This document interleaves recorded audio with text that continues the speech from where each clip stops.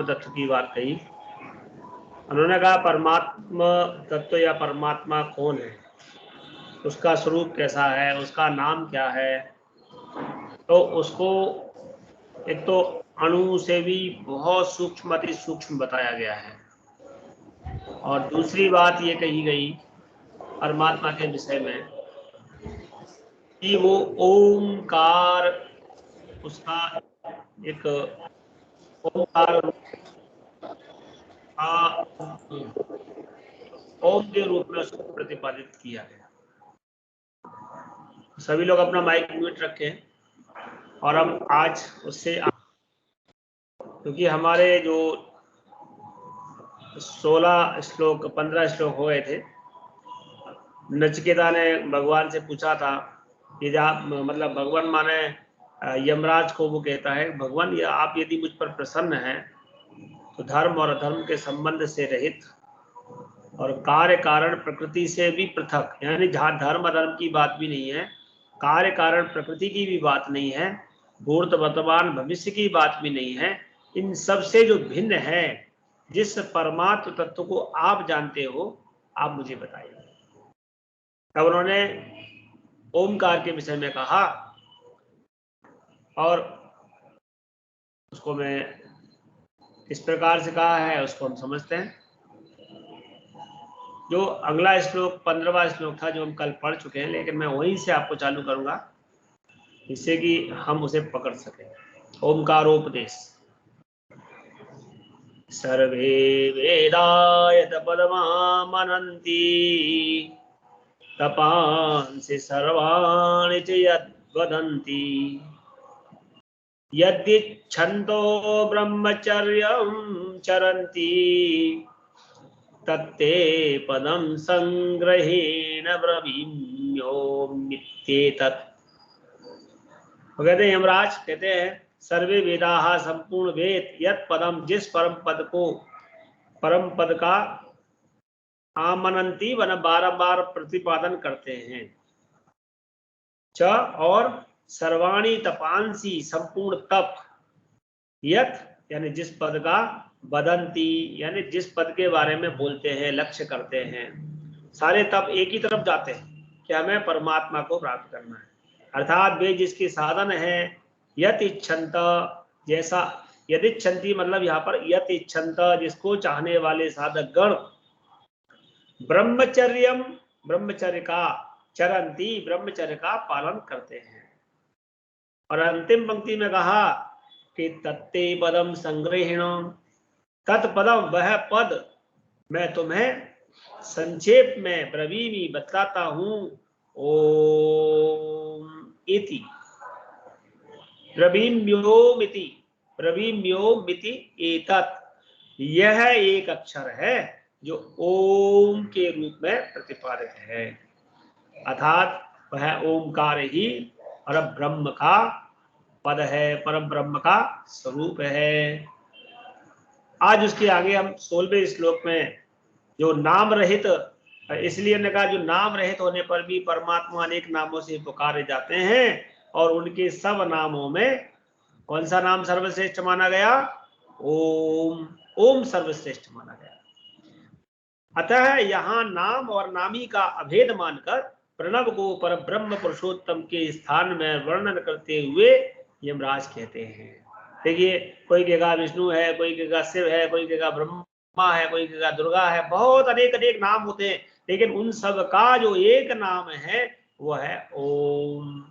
अ उ ओ, इसमें अ उ म में सब समाहित है, अर्थात वह प्रणव रूप ही भगवान का रूप है।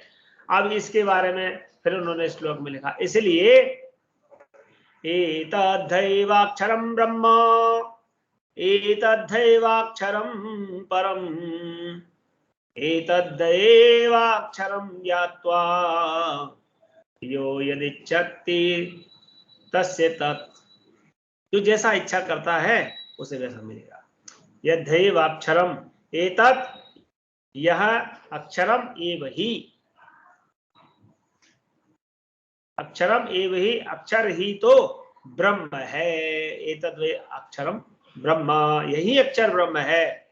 और एतद्दैवाक्षरम परम, और एतत् अक्षरम ये वही, यही अक्षर पर ब्रह्म भी है। इसलिए एतद्दैव अक्षरम ज्ञातम, इसलिए एतत् एवं अर्थात इसी अक्षर को जानकर, ज्ञात्वा, ज्ञात्वा माने जानकर, शब्दों को नोट कर लिया करो। जब भी कोई बात अब आप करो, एतद् ज्ञात्वा, संस्कृतम ज्ञात्वा, हिंदी ज्ञात्वा, भवतः मूल अर्थम ज्ञात्वा, तो ज्ञात्वा माने ज्ञात कर, जानकर, यह माने जो, यत माने जिसको, इच्छति चाहता है, यह सब जान करके जो जिसको चाहता है, तस्य उसको तत् वही मिल जाता है। तो हम सब क्या चाहते हैं कि वह ब्रह्म का कौन है, वह परम ब्रह्म कौन है, तो इस अक्षर से हमको वह मिल जाता है। ऐसा नचिकेत से यमराज ने कहा। और दूसरे श्लोक में ये भी कहा, क्योंकि ऐसी बात इसलिए कही है, एतदालम्बनम श्रेष्ठ मेतदालम्बनम परम, एतदालम्बनम ज्ञात्वा ब्रह्मलोके महीयते। एतत् माने यही, श्रेष्ठम बहुत उत्तम, अच्छा, आलम्बनम है, मतलब यही आलम्बन सबसे अच्छा है, ब्रह्म का आलम्बन सबसे अच्छा है। एतत् माने सबका, परम आलम्बनम अंतिम आश्रय यही है, और सबको अंत में इसी के साथ आलम्बन करना है, अर्थात इसी का आश्रय लेना है। एतत् इस आलम्बनम को, और इसीलिए इस आलम्बनम को, इस आधार को जान करके, ज्ञात्वा, एतदालम्बनम ज्ञात्वा, जानकर, भली भांति जानकर, जो साधक होते हैं, जो इस आलम्बन को, साधन भली भांति जान लेते हैं, ब्रह्मलोके, ब्रह्मलोक में महीयते, ब्रह्मलोक में महिमा मंडित होते हैं। जैसे नचिकेत तुम ब्रह्मलोक में महिमा मंडित होने वाले हो, ऐसा जो ब्रह्म को अपना मान लेता है, जो ब्रह्म को आलम्बन कर लेता है, जो पर ब्रह्म के आलम्बन का ही आश्रय लेता है, उसका ब्रह्मलोक में महिमा मंडन होता है। तो ओमकार की पर ब्रह्म ओम, यह अविनाशी जो प्रणव है, ओमकार ही तो है, यह परमात्मा का स्वरूप है, और यही पर ब्रह्म परम पुरुष, पुरुषोत्तम है, अर्थात उस ब्रह्म और पर ब्रह्म दोनों का ही नाम क्या है, ओमकार है। अतः इस तत्व को समझकर साधक इसके द्वारा दोनों में से किसी भी अभीष्ट रूप को प्राप्त कर सकता है, क्योंकि ओंकार ही पर ब्रह्म परमात्मा की प्राप्ति के लिए सब प्रकार के आलम्बनों में से सबसे श्रेष्ठ आलम्बन कहा गया है। माइक प्लीज, माइक बंद कर लीजिए।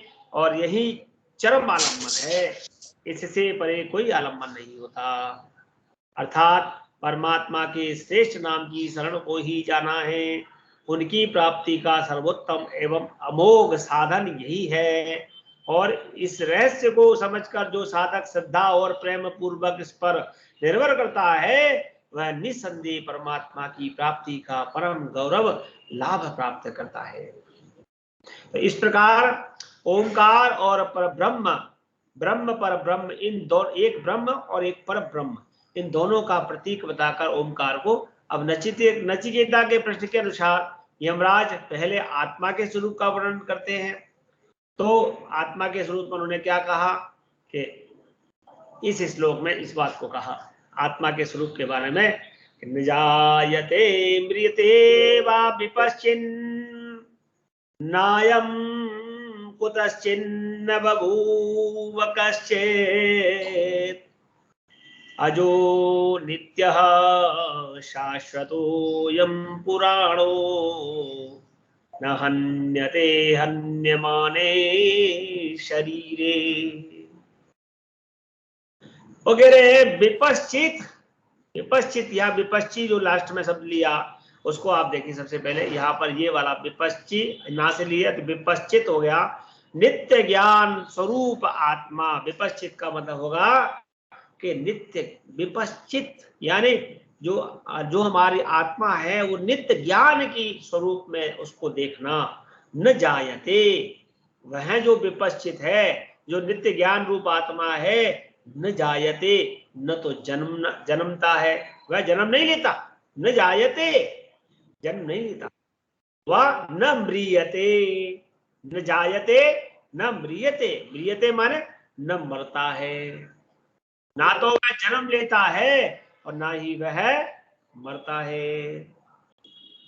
अब क्या कही फिर बात यह कहा कि अयम, अयम न, यह ना तो स्वयं कुतश्चेत, अयम न कुतश्चित, यहाँ पर कुतश्चित ना अलग करेंगे, ना अलग करेंगे, कुतश्चित, अयम न कुतश्चित, यानी यह ना तो स्वयं किसी से हुआ है, न फिर ना इसमें से जो अलग किया, न बभूवः कश्चित, और न ही कश्चित माने कोई भी, बभू माने हुआ है। ना तो यह किसी से हुआ है और ना इससे कोई हुआ है, अर्थात यह ना तो किसी का कार्य है और ना ही ये कारण है। ये कार्य और कारण दोनों ही नहीं है। अयम, अयम फिर शब्द अयम, अयम का मतलब यह, जैसे हम ऐसा का मतलब, जैसे अत्र का मतलब यह कहते हैं, ऐसे यहाँ पर अयम का मतलब भी यह लगना है, यही रहेगा। आप कभी वाक्य प्रयोग करते तो अयम बोल सकते हैं, अयम। अज, अज माने अजन्मा, अजो नित्यः शाश्वतोऽयं पुराणो, अजन्मा, नित्यः माने नित्य, शाश्वतः माना सदा एक रस रहने वाला, पुराण, पुरातन है, पुराण माने पुरातन है, अर्थात क्षय और वृद्धि, वृद्धि से रहित है। इसका ना तो क्षय होता है और ना इसकी वृद्धि होती है, जैसा है वैसा ही है। शरीर हन्यमाने, वो कहते हैं शरीर के नाश किए जाने पर भी न हन्यते, इसका नाश नहीं किया जा सकता। नाश किसका होता है? शरीर का, इसका नहीं होता। गीता में भी इस बात को कहा गया है, न जायते म्रियते कदा चिन्नाय भूत्वा भविता वन भूयः, अजो नित्यं शाश्वतोऽयं पुराणो न हन्यते हन्यमाने शरीरे। गीता में अध्याय 2 में श्लोक 20 में ये बात कही गई है कि ये आत्मा किसी भी काल में ना तो जन्मता है और न मरता ही है, ना यह उत्पन्न होकर फिर होने वाला ही है, क्योंकि यह अजन्मा है, नित्य सनातन और पुरातन है। शरीर के मर जाने पर भी यह नहीं मारा जाता। तो यमराज नचिकेत को अगले श्लोक में बताते हैं, 19वें श्लोक में इस बात को और अच्छे से समझाते हैं कि हंता चेन मन्यते, हंता चेन मन्यते हंतुम, हतश्चेन मन्यते हतम्, उभौ तौ न द्विजानीतो नायम हंति न हन्यते। अब हंता शब्द का देखिए कितने बार प्रयोग किया। हंता मतलब मारने वाला, मरने वाला, हंतुम मतलब हंत शब्द का जो वो लगेगा धातु, तो मारने के संदर्भ में। चेत यदि कोई हंता, हंता चेन मन्यते, यदि कोई हंता मारने वाला व्यक्ति, हंतुम अपने को मारने में समर्थ है, मन्यते मानता है, ऐसा मानता है कि मैं मार सकता हूं, और चेत, चेत माने यदि, चेत नो चेत, यदि, चेत यदि, हता, हता माने मारे जाना वाला व्यक्ति, हता माने मारे जाने वाले व्यक्ति, हंता माने मारने वाला व्यक्ति, हंतुम माने मारने के लिए समर्थ व्यक्ति, और हतम माने अपने को मारा गया, समझता है, मन्यते। कोई समझता है हतम यानी किसी अपने आप को मारा हुआ समझता है। हतः,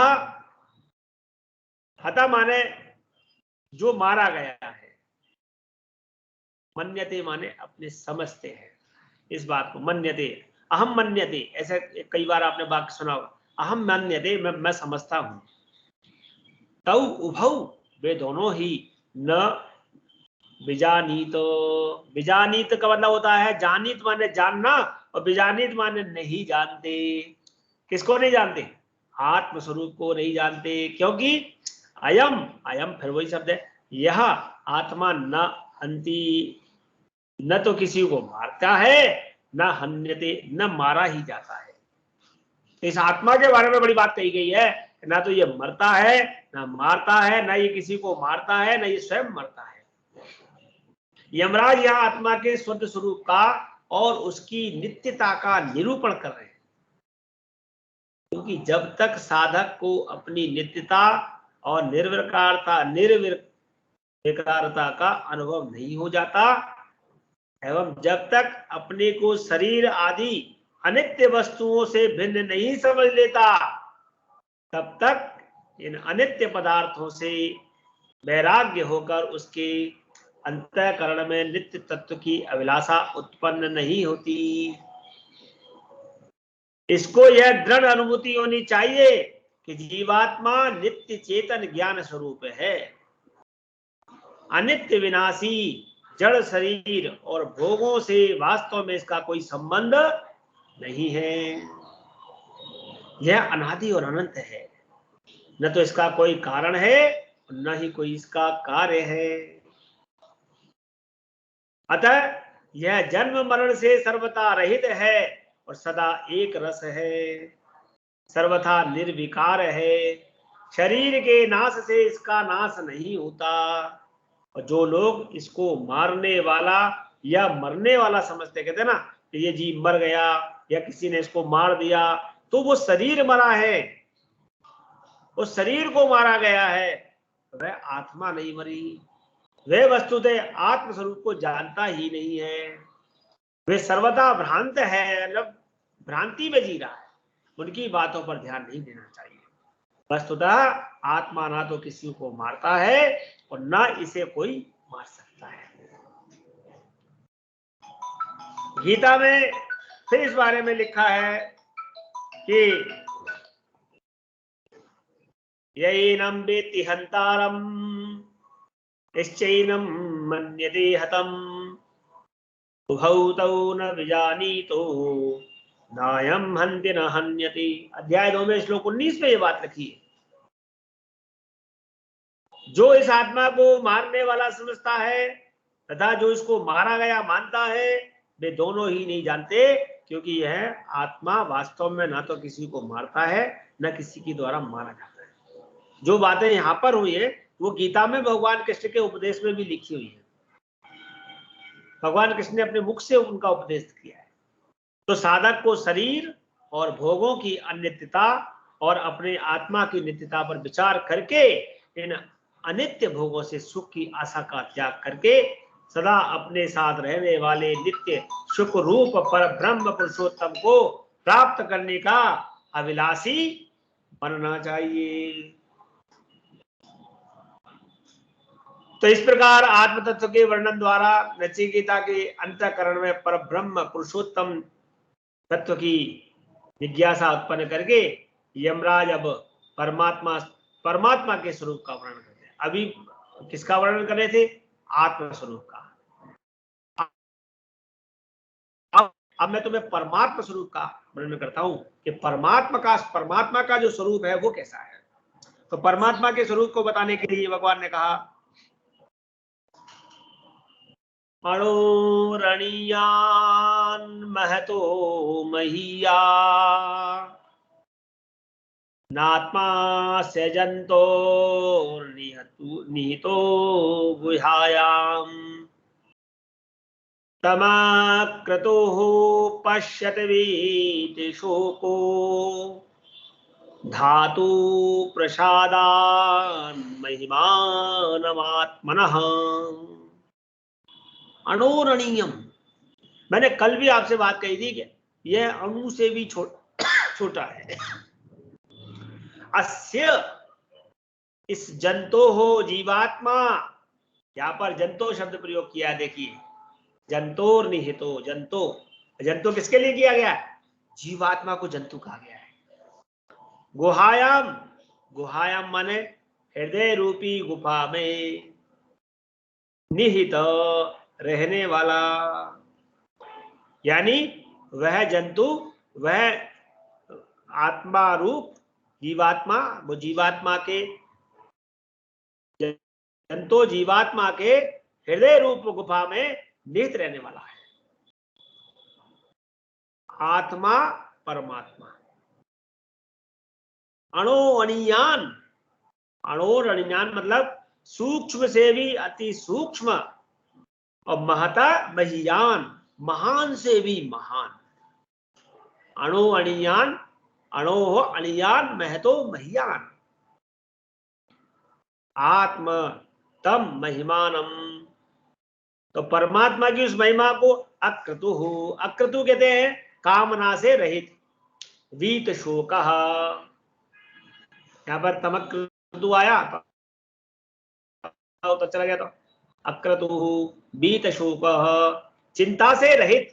बीत शोक माने चिंता से रहित। कोई बिरला ही साधक होता है जो चिंता से रहित हो। ऐसा कौन व्यक्ति है जिसको चिंता नहीं होती? किसी ना किसी प्रकार की चिंता लगी रहती है। एक चिंता खत्म होती है, दूसरी चिंता आ जाती है। अरे 8 बजे क्लास होने वाली है, अरे 9 बजे इनका ये काम होने वाला है, अब मुझे 10, अभी भी आप यहाँ पढ़ रहे हैं लेकिन चिंता दूसरी लग रही होगी, भाई 9 बजे हमको ये काम करना है। तो बोले बीत शोक चिंता रहिता, ये जो जंतु है, ये जो परमात्मा है, ये चिंता से रहित है। और हम में से कोई विरला ही होता है जो चिंता रहित हो, कोई विरला साधक होता है। धातु प्रसादात, अब यहाँ पर फिर से धातु के रूप में भी प्रयोग किया गया। सर्वाधार परब्रह्म परमेश्वर की कृपा से ही। अब जब कोई अगर बीत शोक होता है, अगर कोई अक्रतु होता है, हम में से कोई यदि अक्रतु यानी कामना रहित हो सकता है या चिंता रहित हो सकता है, तो कब हो सकता है? बोले धातु प्रसादात। धातु माने उस परमात्मा के जो सर्वाधार परब्रह्म है, परमेश्वर की कृपा से ही पश्यति देख पाता है। तो इससे पहले जीवात्मा के शुद्ध स्वरूप का वर्णन किया गया और उसी को इस मंत्र में जंतु नाम देकर उसकी वृद्धावस्था व्यक्त की गई। तो भाव यह है कि यद्यपि परब्रह्म पुरुषोत्तम उस जीवात्मा को अत्यंत समीप, यहां जहां यह स्वयं रहता है वही हृदय में छुपे रहते हैं, तो भी यह उनकी ओर नहीं देखता। वह जीवात्मा परमात्मा को नहीं देखता, वो बस भोगों में भूला रहता है। और इसी कारण ये जंतु है। इसका नाम, इसको जंतु क्यों कहा? इसी कारण कहा क्योंकि ये दूसरी ओर भागता है। जैसे मनुष्य शरीर, मनुष्य क्या करता है? मनुष्य शरीर पाकर भी कीट पतंग आदि तुच्छ प्राणियों की भांति अपना दुर्लभ जीवन व्यर्थ नष्ट करता रहता है, जबकि उसके हृदय में परमात्मा छुपा है, उसको देख ही नहीं पाता, इसलिए जंतु कह दिया।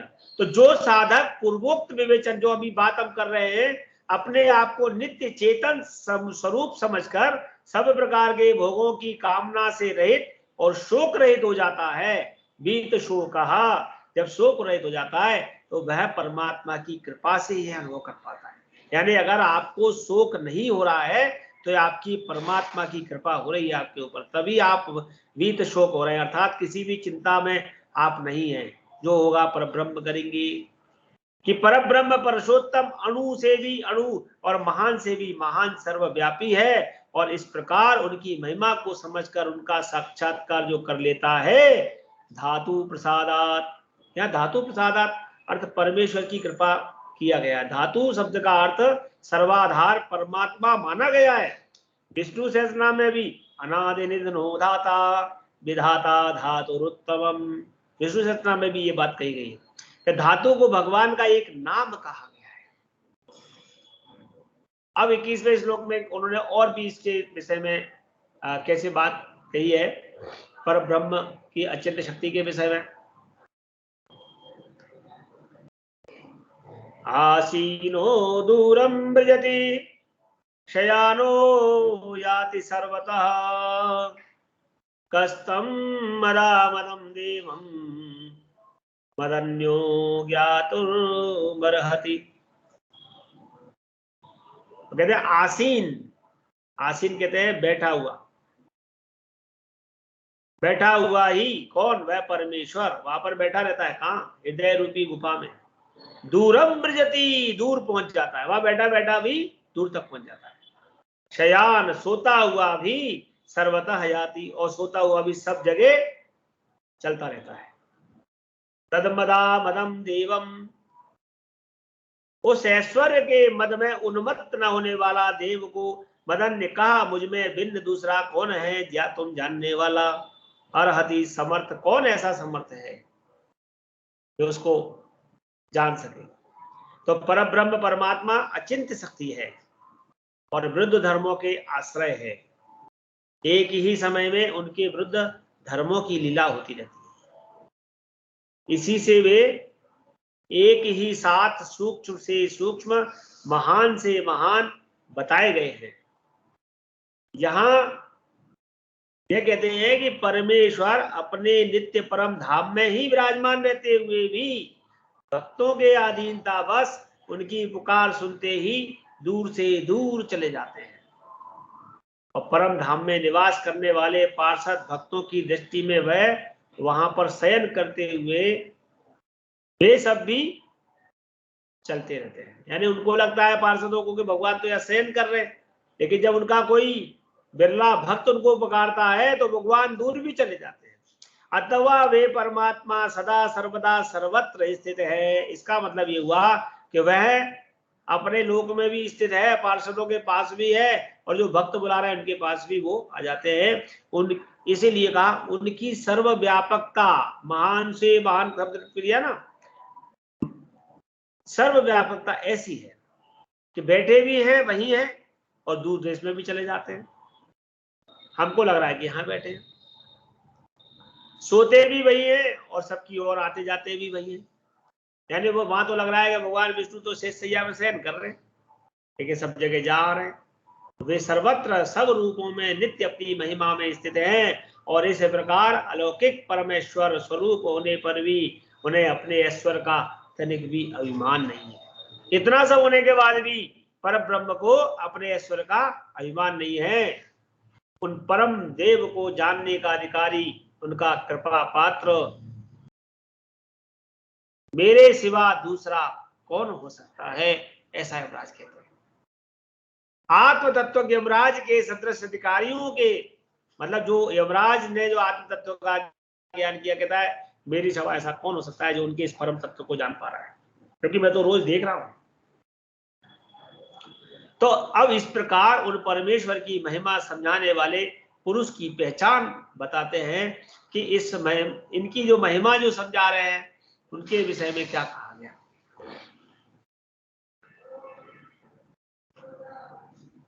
अशरीरम शरीरेष्वनवस्थेष्वस्थितं महान्तं व्योमात्मानं मत्वा धीरो न शोचति।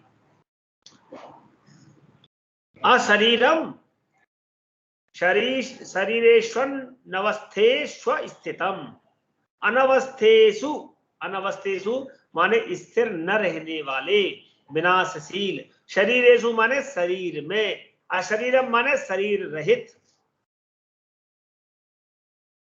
अनवस्थेषु माने स्थिर न रहने वाले, और शरीरेषु माने शरीरों में, और अशरीरम माने शरीर के रहित, बिना शरीर के। अवस्थितम अविचल भाव से स्थित, महानतम यानी महान, विभुम माने सर्वव्यापी, आत्मानम वह परमात्मा, मत्वा उनको जानकर, धीर बुद्धिमान महापुरुष, धीर किसको कहेंगे, बुद्धिमान महापुरुष, न सोचती शोक नहीं करते। प्राणियों के शरीर अनित्य और विनाशशील हैं और प्रति क्षण परिवर्तन होता भी रहता है। इन सब में समभाव में स्थित पर ब्रह्म पुरुषोत्तम इन शरीर से सर्वदा रहित अशरीरी है। वो शरीर में होते हुए भी शरीर के नहीं है, इसी कारण वे नित्य और अचल है। प्राकृत देश काल गुणादि से अपरिच्छिन्न उन महान सर्वव्यापी सबके आत्म रूप परमेश्वर को जान लेने के बाद वह ज्ञानी महापुरुष कभी किसी भी कारण से किंचन मात्र भी शोक नहीं करता। उसकी यही पहचान है, जो ज्ञानी होगा वो बिल्कुल भी इस बात का शोक नहीं करता। ऐसी महिमा उस पुरुष की कही गई जो परमेश्वर की महिमा को, परमेश्वर को पहचान लेता है, वह शोक नहीं करता। तो आत्मा आत्म कृपा साध्य है। अब बतलाते हैं कि वे परमात्मा अपने पुरुषार्थ से नहीं मिलते, पर उसी को मिलते हैं जिसको वे स्वीकार करते हैं। अब देखिए कितनी बड़ी बात है। हम सोच रहे हैं कि हमारे पुरुषार्थ से वो हमें मिलने हैं। नहीं नहीं, हमें पुरुषार्थ हमें तो करना ही है, लेकिन मिलेंगे वो जब जब वो हमें स्वीकार करना चाहिए। नाया नायमात्मा प्रवचनेन लभ्यो न मेधया न बहुना श्रुतेन यमेवैश्ववृणुते तेन लभ्यास् तशैष आत्मा विवृणुते तनुं स्वाम। नायात्मा यानी अयम आत्मा, न अयम आत्मा, यह परब्रह्म परमात्मा, न माने न तो प्रवचने, न प्रवचन से मिलती है। अब जैसे हम आप प्रवचन सुन रहे हैं, सुना रहे हैं, बोले इससे भी नहीं मिलती। न मेधया, मेधया माने न बुद्धि से मिलती है, न बहुना श्रुतेन, और न बहुत सुनने से ही मिलती है। लभ्य प्राप्त हो सकता है वह परमात्मा, ना तो प्रवचन से प्राप्त हो सकता है, ना बुद्धि से प्राप्त हो सकता है, और ना बहुत सुनने से प्राप्त हो सकता है। तो भैया कैसे प्राप्त हो सकता है? इसका मतलब ये नहीं है कि हमें ये कम कर्म नहीं करने, ये करने जरूरी है, तभी हम उस आत्मा के प्रति हमारा अंतरात्मा जागेगा। लेकिन ये सब देखते देखते जब तक वो स्वीकार नहीं कर ले, कौन? यम कहते हैं, यम जिसको एषः यह वृणुते स्वीकार कर लेता है, यमैवैष वृणुते तेन लभ्य, तेन एव लभ्य, उसके द्वारा ही प्राप्त किया जा सकता है। क्योंकि एषा आत्मा, यह परमात्मा जो है, तस्य उसके लिए, स्वाम तनु अपने यथार्थ स्वरूप को, विवृणते प्रकट कर देता है, जिसको वह स्वीकार कर लेता है उसके सामने वह परमात्मा अपना स्वरूप प्रकट कर देता है। तो जिन परमेश्वर की महिमा का वर्णन हम कर रहे हैं, यमराज कहते हैं मैं कर रहा हूं, वे ना तो उनको मिलते हैं जो शास्त्रों को पढ़कर सुनकर लक्ष्यदार भाषा में परमात्म तत्व का नाना प्रकार से वर्णन करते हैं, और ना ही तर्कशील बुद्धिमान मनुष्यों को ही मिलते हैं जो कि बुद्धि के अभिमान में प्रमत्त हुए तर्क के द्वारा विवेचन करके उन्हें समझने और समझाने की चेष्टा करते हैं। और ना उनको ही मिलते हैं जो परमात्मा के विषय में बहुत कुछ सुनते रहते हैं और सुनाते रहते हैं। वे तो उसी को प्राप्त होते हैं जिसको वे स्वयं स्वीकार कर लेते हैं, और वे स्वीकार उसी को करते हैं जिसको उनके लिए उत्कट इच्छा होती है। अर्थात अब यहाँ पर एक बात आ गई कि परमात्मा को पाने की जिसके मन में उत्कट इच्छा है, बहुत इच्छा है, मतलब मुझे तो परमात्मा को प्राप्त करना ही है इनके प्रकारेण, जो बिना उनके जी नहीं सकता, जो इनके बिना रह नहीं सकता, जो अपनी बुद्धि या साधना पर भरोसा न करके केवल उनकी कृपा की ही प्रतीक्षा करता रहता है।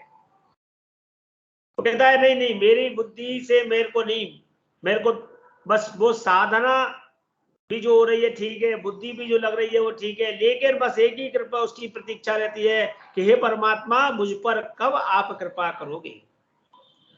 ऐसे कृपा निर्भर साधक पर परमात्मा कृपा करते हैं और योग माया का पर्दा हटाकर उसके सामने अपना स्वरूप प्रकट करते हैं। कितनी बड़ी बात यमराज ने नचिकेत से कही है। आत्मा आत्म कृपा साध्य है। अब ये बतलाते हैं कि परमात्मा किसको प्राप्त नहीं होते। ये तो बता दिया कि भाई अगर वो चाहते हैं तो मिल जाते हैं।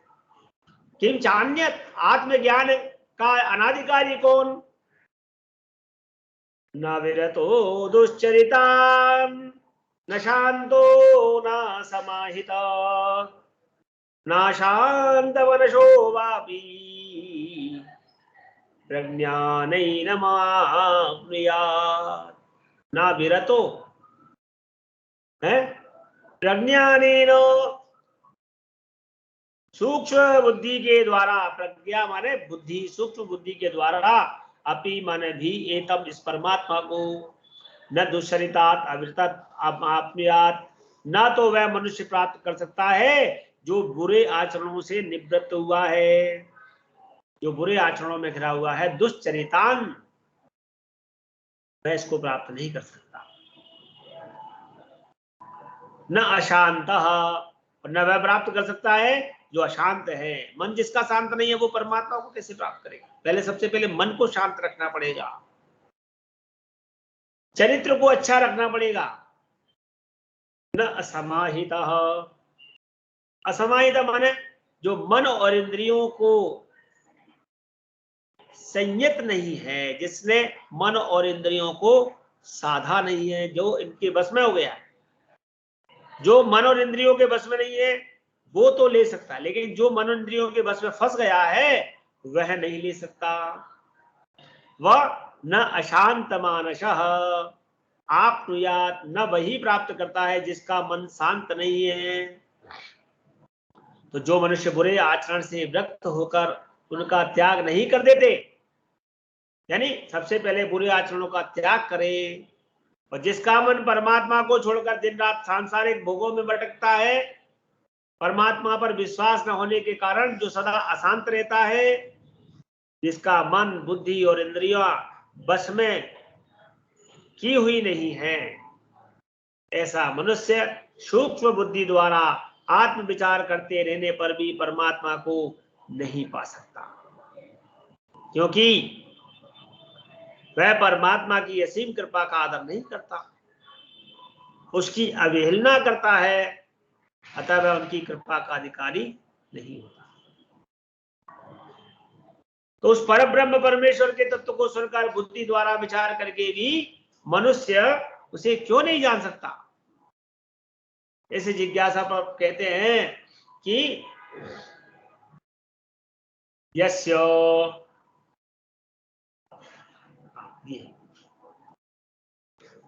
यस्य ब्रह्म च छत्रम च उभे भवत ओदनः मृत्युर्यस्योपसेचनम का इत्था वेद यत्र सह। यहाँ पे संस्कृत के ऐसे कुछ शब्द आए हैं जो आप रोज प्रयोग में कर सकते हैं और करते हैं।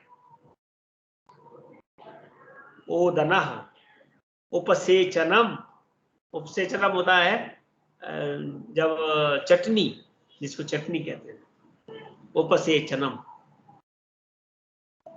भोज्य वस्तु की बात यहाँ पर इस तरीके से समझाने का प्रयास है। यहाँ पर यस्य, जिस परमेश्वर की बात है, क्योंकि ब्रह्म की बात है ना, जिस परमेश्वर के ब्रह्म च छत्रम च उभे, ब्राह्मण और क्षत्रिय ये दोनों ही अर्थात संपूर्ण प्राणी मात्र ओदन, भोजन,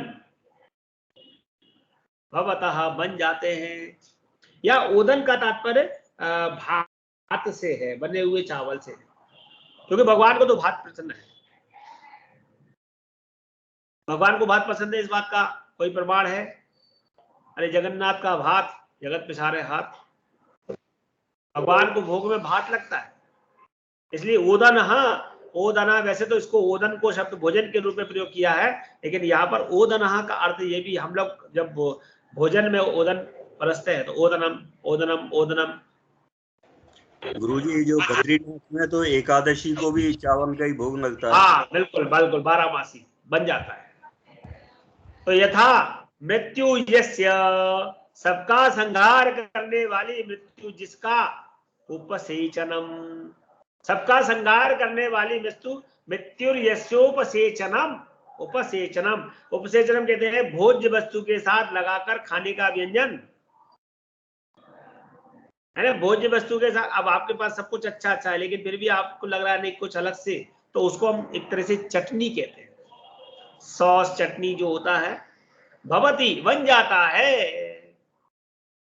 तो कहते हैं कि ब्राह्मण क्षत्रिय आदि दोनों का प्राणी मात्र संपूर्ण, मतलब संपूर्ण प्राणी मात्र का वह भोजन बन जाता है। और मृत्यु यस्य, जिसका मृत्यु जब उपसेचन होता है तो ऐसे जैसे भोजन में कुछ लगाकर खाते हैं, उस भवती बन जाता है। सह यत्र, और वह परमेश्वर जहां इत्था जैसा है, यह ठीक ठीक कह वेद, कह वेद, कौन जान सकता है, कौन जाना है इनको? क्योंकि मनुष्य शरीर में भी धर्मशील ब्राह्मण और धर्म रक्षक क्षत्रिय और अन्य जो वर्ण भगवान ने बनाए, वो शरीर के परमात्मा की प्राप्ति के लिए अधिक उत्तम माना गया है, किंतु वे भी उन काल स्वरूप परमेश्वर के भोजन बन जाते हैं। क्योंकि परमेश्वर का एक रूप क्या है? काल, काल रूपी ग्रास है, काल ब्याल ग्रास उत्तम माना गया है। किंतु अन्य साधारण मनुष्य शरीर की तो बात ही क्या है ना? जो भगवान की साधना में लगे हैं, निरंतर उनका गुणगान करते हैं, परमात्मा को प्राप्त करने की बात करते हैं, जब वो भी परमेश्वर के भोजन बन जाते हैं तो अन्य शरीरों की तो बात ही क्या है।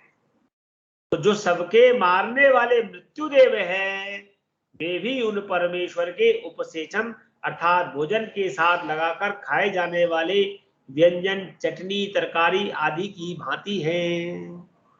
तो कहते हैं जो मृत्युदेव है ना, वो भी उस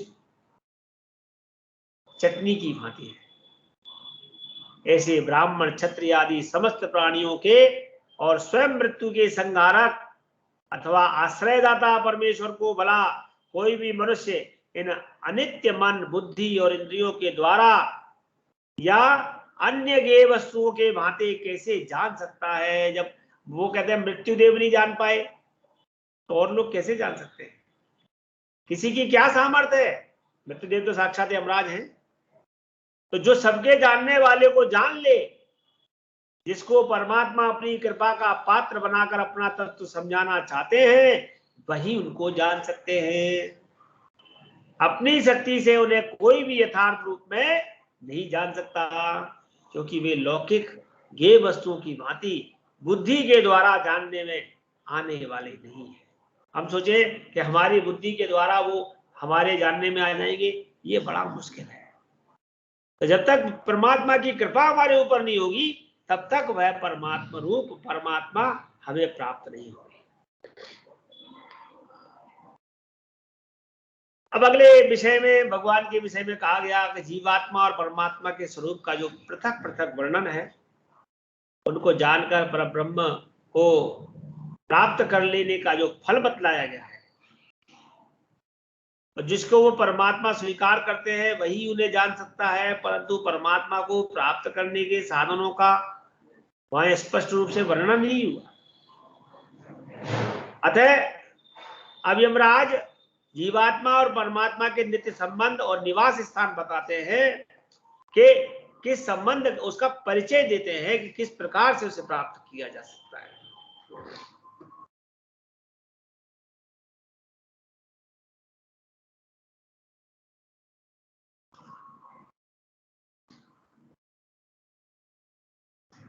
ऋतं पिबन्तौ सुकृतास्य लोके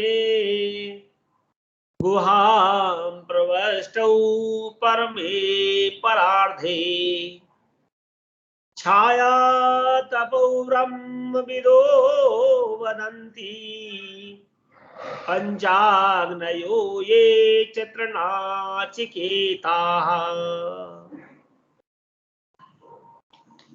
सुकृतस्य लोके ऋतं पिबन्तौ सुकृतस्य लोके, शुभ कर्मों के फलस्वरूप मनुष्य शरीर में, सुकृत माने शुभ कर्म,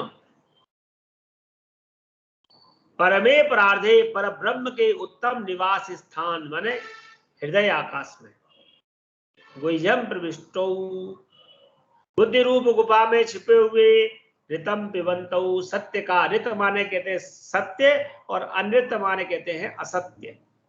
तो सत्य का पान करने वाले दो हैं, छाया तपौ, छाया और धूप की भांति परस्पर भिन्न है। यह बात ब्रह्मविद यानी ब्रह्मवेत्ता ज्ञानी महापुरुष वदंती बोलते हैं।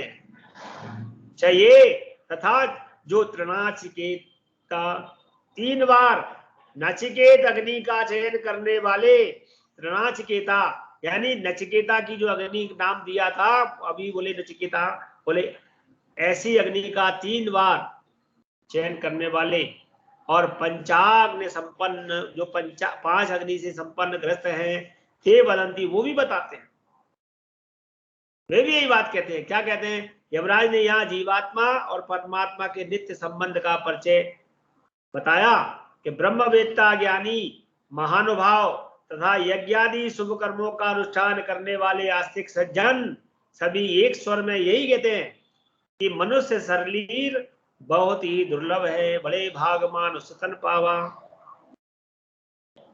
पूर्व जन्मार्जित अनेकों पुण्य कर्मों की निमित्त बनाकर परम कृपालु परमात्मा कृपा परवश होकर के जीव को उसके कल्याण संपादन के लिए यह शरीर प्रदान करते हैं। यानी जब हमको मनुष्य शरीर मिलता है तो समझ लीजिए कि परमात्मा ने हमारे पूर्व जन्मार्जित जो इतने जन्मों के पुण्य हैं, उन सबके निचोड़ को यानी उन सबके फल को देख करके आपके ऊपर हमारे ऊपर कृपा करके हमको मनुष्य शरीर प्रदान किया है। और फिर उस जीवात्मा के साथ ही स्वयं भी उसके हृदय में अंतःस्थल में यानी वो हमारे साथ हमको मनुष्य शरीर दिया और हमारे अंतःस्थल में बैठ भी गए और पर ब्रह्म के निवास स्वरूप शेष स्थान में अंतर्यामी रूप में प्रविष्ट हो रहे हैं। इतना ही नहीं, वे दोनों साथ सत्य का पान भी करते हैं, शुभ कर्मों के अवश्यम भावी सत्फल का भोग भी करते हैं। अवश्य ही दोनों के भोग में बड़ा अंतर है। एक तरफ परमात्मा सत्य का भोग करते हैं और दूसरी तरफ जीवात्मा उसका भोग करते हैं। यहाँ दो की बात कही, परमात्मा असंग और अभोक्ता है, मतलब वो संग में भी नहीं है और अभोक्ता है, भोक्ता भी नहीं है। उनका प्रत्येक प्राणी के हृदय में निवास करके उस शुभ कर्मों के फल का उपभोग करना उनकी वैसी ही लीला है। यानी वो कह रहे हैं कि भाई मैं तुम्हारे शरीर के अंदर बैठ करके सारी चीजों का भोग कर रहा हूं, ऐसा आपको लग रहा है और वाकई में आप मानते हैं कि मैं ऐसा कर रहा हूं, तो बोले कहते हैं ये तो वैसी ही लीला है जैसे अजन्मा होकर जन्म ग्रहण करना, क्योंकि वो तो अजन्मा है और फिर भी जन्म ग्रहण करता है। उसी प्रकार के हमारे शरीर में भी वह परमात्मा रहता है और हम जो सब कुछ करते हैं वह परमात्मा भी करता है, लेकिन ना तो वो किसी में लिप्त होता है। वो कहता है तुम कर रहे हो, मैं तुम्हारे साथ हूं। भाई आप किसी कार्य, कोई लोग कुछ कार्य कर रहे हैं और वहां आप भी बैठे हैं तो नाम तो आपका भी आएगा, लेकिन आप उसमें शामिल है ही नहीं, लेकिन फिर भी आप दिख रहे हैं और दिखते हुए भी नहीं दिख रहे हैं। ये परमात्मा का स्वरूप है, हम आपको दिख जाएंगे। इसलिए कहा जाता है कि भोगते हुए वस्तुतः नहीं भोगते। वहां सब कुछ भोग प्राणी कर रहा है, जीव कर रहा है, लेकिन फिर भी वो नहीं भोगते। और यह भी कहा जा सकता है कि परमात्मा सत्य को पिलाते हैं, शुभ कर्म का फल भुगताते हैं और जीवात्मा पीता है, फल भोगता है। यानी परमात्मा फलों को भोगने के लिए मतलब फल भोगवाते हैं इसको, जीवात्मा को, और जीवात्मा परंतु जीवात्मा फल भोग के समय असंग नहीं रहता, वह अभिमान बस में उस सुख का उपभोग करता रहता है। वो ये नहीं सोचता कि ये मेरे को फल भोग रहा हूं, ये मेरे कर्म बंधन का फल भोग रहा हूं, अच्छा या बुरा। तो अच्छे फलों को भोगते समय उसके समय मन में क्या आ जाता है? अभिमान आ जाता है। अभिमान बस उसमें सुख का उपभोग, इसे किसी व्यक्ति के जीवन में कुछ भी नहीं है और उसने अपने जीवन में बहुत सारा धन, ऐश्वर्य, वाहन और बहुत बड़ी पद प्रतिष्ठा प्राप्त कर ली है, तो वह अभिमान करने लगता है, नहीं नहीं ये सब तो मैंने किया है और ये मैं कर रहा हूं और मैं प्राप्त कर रहा हूं, मेरे उससे हुआ। जबकि वह परमात्मा उस जीवात्मा के पूर्व जन्म के पुण्यों के कर्म फलों के द्वारा उसे भोगवाता है, उसे पिलवाता है। इस प्रकार साथ रहने पर भी जीवात्मा और परमात्मा दोनों छाया और धूप की भांति परस्पर भिन्न है। लेकिन जब वो अभिमान आया, जब वो भोग रहा है, तो परमात्मा कहता है भाई मैंने तुझे दिया जरूर है, लेकिन इसका जो फल है वो तेरे ही लिए। तो जीवात्मा छाया की भांति अल्प प्रकाश, यानी अब वो जो छाया का प्रकाश है परमात्मा का, वो छोटा सा प्रकाश लेकर के परमात्मा की धूप की भांति पूर्ण प्रकाश सर्वज्ञ, परंतु जीवात्मा में जो कुछ अल्प ज्ञान है वही परमात्मा का ही है। थोड़ा बहुत ज्ञान उसे होता है, अरे मुझे ये नहीं करना चाहिए था, वो नहीं करना चाहिए, हम लोगों को होता है। जैसे छाया में अल्प प्रकाश पूर्ण प्रकाश का धूप ही होता है, इस रहस्य को समझकर मनुष्य को अपने में किसी भी प्रकार की शक्ति सामर्थ्य का अभिमान नहीं करना चाहिए। हम ये सोचे कि हम यहाँ आ गए तो हमने किया, नहीं। जैसे हमारे मन में ये अभिमान आता है तो फिर हमारे कर्म फल बढ़ते चले जाते हैं। और अंतर्यामी रूप में सदा सर्वदा अपने हृदय में रहने वाले परम आत्मीय परम कृपालु परमात्मा का नित्य निरंतर हमें चिंतन करते रहना चाहिए। एक और श्लोक की बात करेंगे, इसके बाद हम आज विराम करेंगे। यह सेतुरीजनानाम् अक्षरं ब्रह्म यत्परम् अभयं तितीर्षतां वारं नाचिकेतं शकीमहि। सेतुरी ईजानानाम् अक्षरम, सेतुरी ईजनाना, सेतु माने सेतु, सेतु कहते हैं पुल होता है जो, ईजनानाम यज्ञ, यजन करने वाले, यज्ञ करने वाले।